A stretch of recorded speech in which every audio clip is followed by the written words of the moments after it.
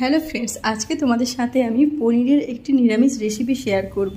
পনির কম বেশি সবাই পছন্দ করে, আর এই পনিরটা খুব সহজেই তোমরা তৈরি করে নিতে পারবে।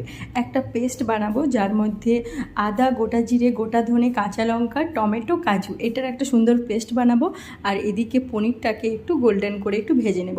কড়া ভাজা হবে না, ওরকম করে একটু লাল লাল করে ভেজে নেব। তারপর কড়াইতে গোটা গরম মশলা ফোড়ন দিয়ে আর জিরে ফোড়ন দিয়ে ওই যে পেস্টটা করে রেখেছি ওটাকে দিয়ে দেবো। ব্যাস, এখন খুব কম আছে সুন্দর করে কষিয়ে নেব।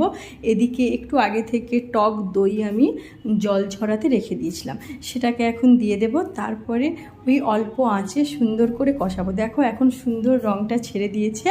আর এখন ভেজে রাখা পনিরগুলোকে দিয়ে দেব। যেহেতু আমার ঘরে আমার ছেলে মেয়ে আছে, ওরা ঝাল খায় না, তাই জন্য আমি গোটা কাঁচা লঙ্কা দিয়ে দিয়েছিলাম। আর ওপরে একটি কাসুরি মেথি ছড়িয়ে দিলেই ব্যাস আমার পনির